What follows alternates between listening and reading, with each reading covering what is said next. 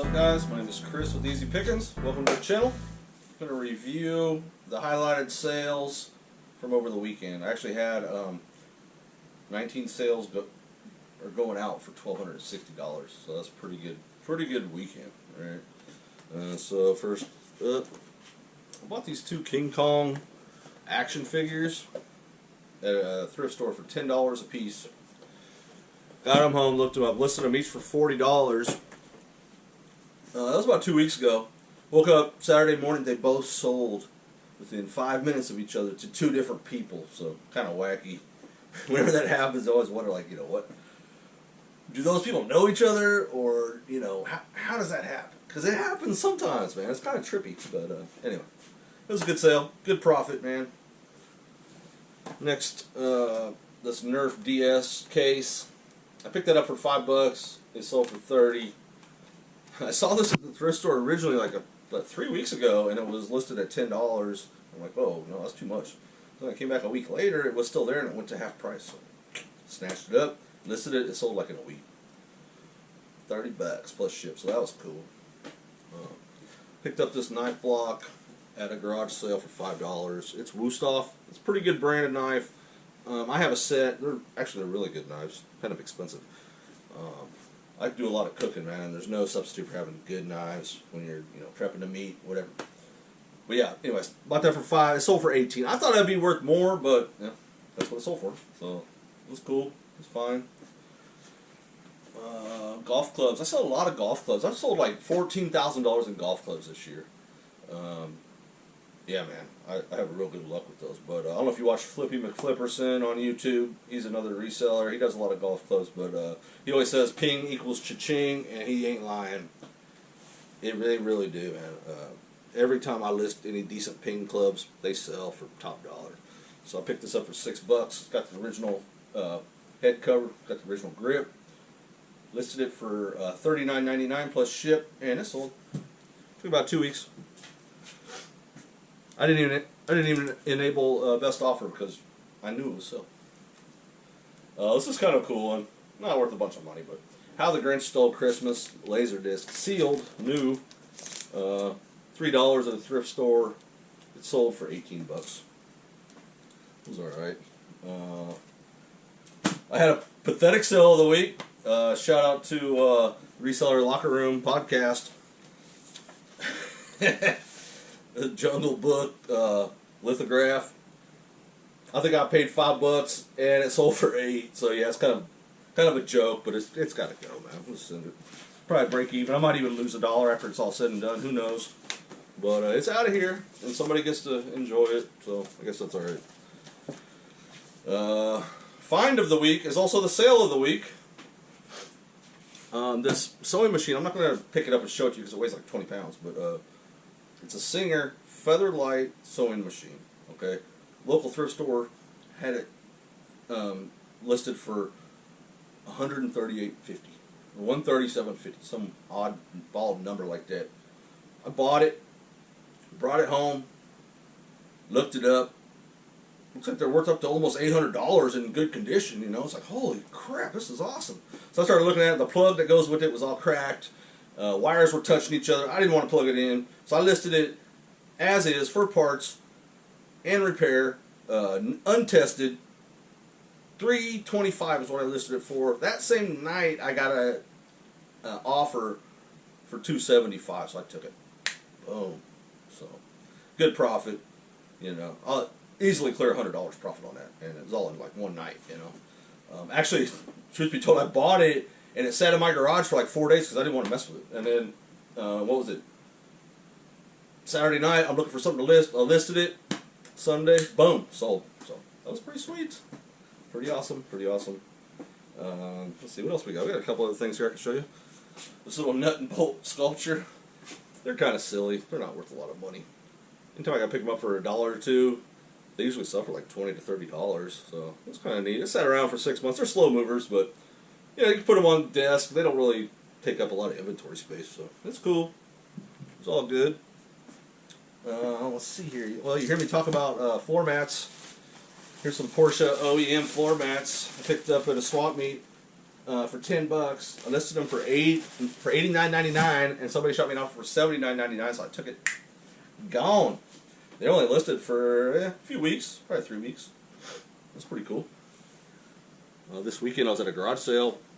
This dude had a bunch of stuff, man, a bunch of hobbies, car-related hobby stuff. So anytime I see these vintage RC cars that are hobby grade, I mean, even if I don't know what brand they are, I know it's hobby grade because there's a speed control in there. It's not, you don't just put 2 AA's in the bottom. I mean, this is a pretty legit race car.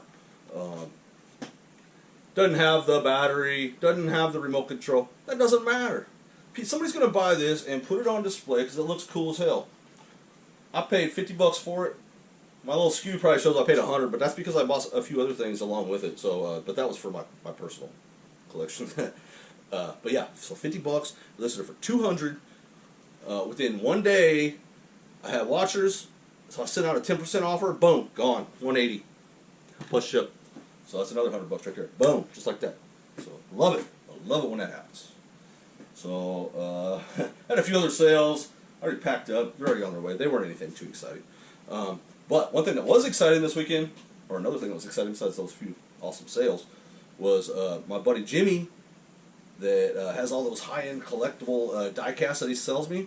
He hit me up. He's like, dude, you need to come do a private pick at my storage unit, dude. I'll hook you up. So I'm like, hell yes, let's do it. So it took us about a week to get it coordinated. But, dude, I got some footage. And then I'll review with you some of the highlights of what I got, okay?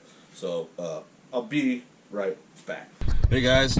Yeah, I'm en route to Jimmy's storage facility. He invited me for a private pick. So, stay tuned to see what I get.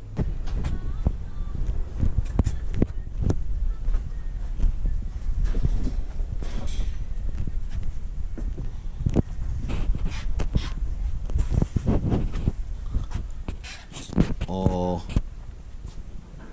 automobile hobby models, kits, diecast. It's crazy.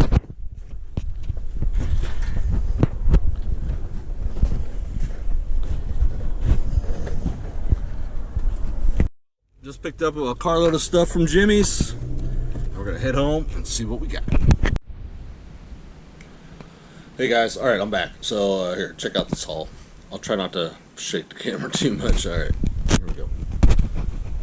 So here is a Dom per Dome and Mongoose McEwen Hot Wheels 35th anniversary diecast set.